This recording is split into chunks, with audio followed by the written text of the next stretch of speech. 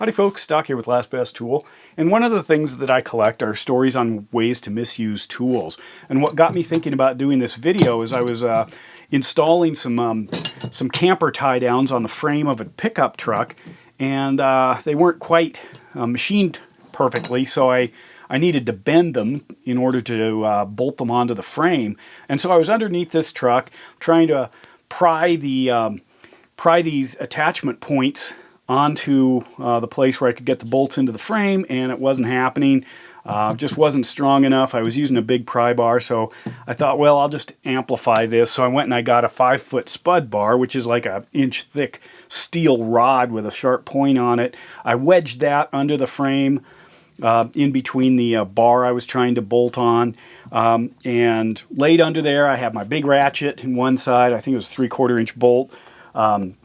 And I thought, well, I'll just, throw my leg up over the spud bar and pry on it, pull down on it. And I tried, and I just couldn't. It was almost lifting me off the ground.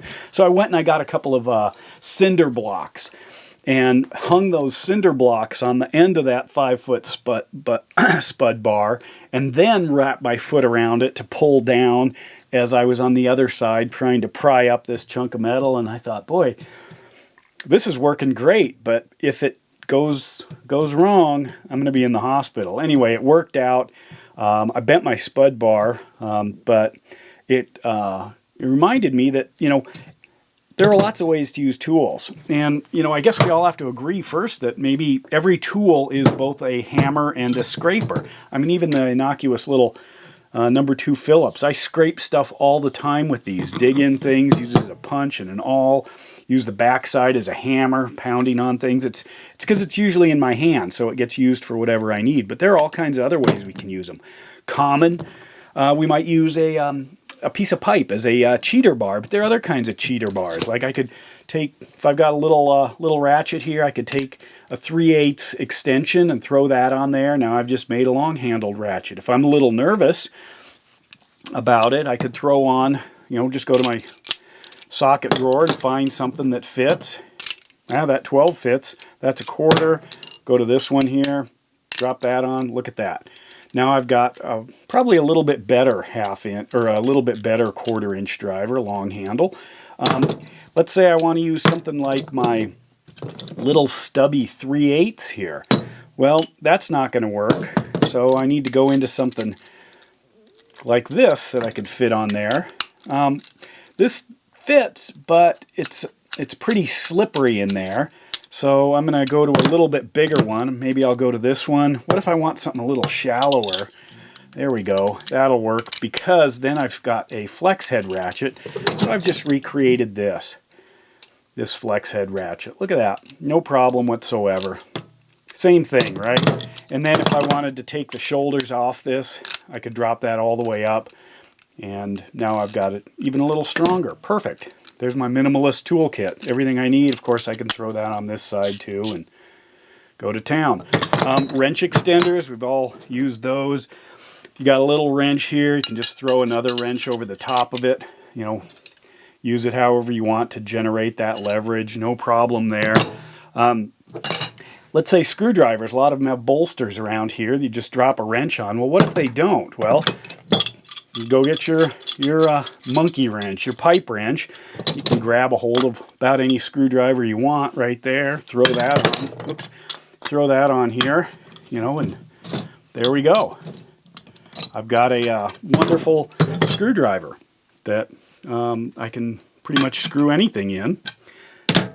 Of course, what if I have a screw but I don't have a screwdriver? Well, I can just find the right sized socket here. There we go. That's pretty close. Is there a better one? Oh, perfect. Right there. Almost fits, at an angle, but if I line it up straight, there we go.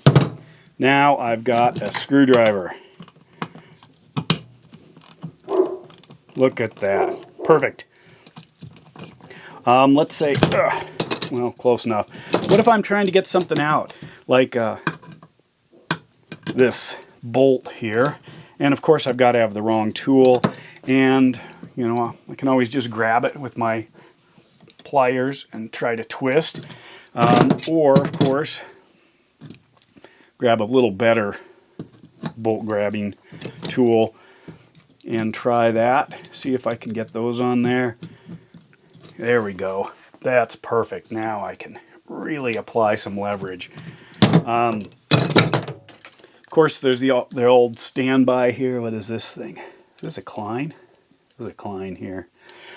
I can throw on a crescent wrench and then grab it with another crescent wrench, even though these are adjustable. And there we go. Look at that. I mean, basically this and a pipe wrench, and I can solve all the world's problems. Let's say I want to cut something, you know, like this, and it's just too big for my adjustable, you know, pliers here. So I can just go to my carpentry tools and grab some sort of a little vise, or I can throw it in my machinist vise and then crank down on it. Something's going to give. If I break the pliers, I'll go get a new pair, or the bolt might break. Either way, there we go. You can generate a lot of force with one of these things.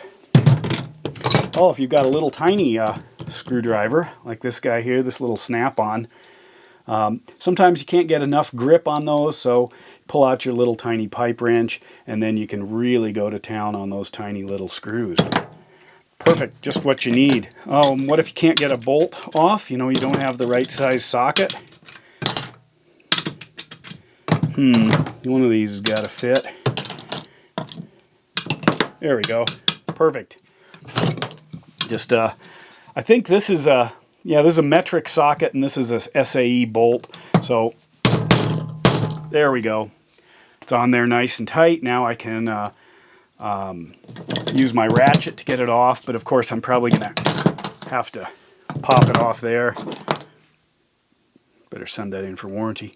But anyway, that one too. But anyway, that's a couple of the ways I've found to misuse tools. I'm sure you've got plenty more. Please share those in the comments. I'm excited to read them. And with that, Doc out.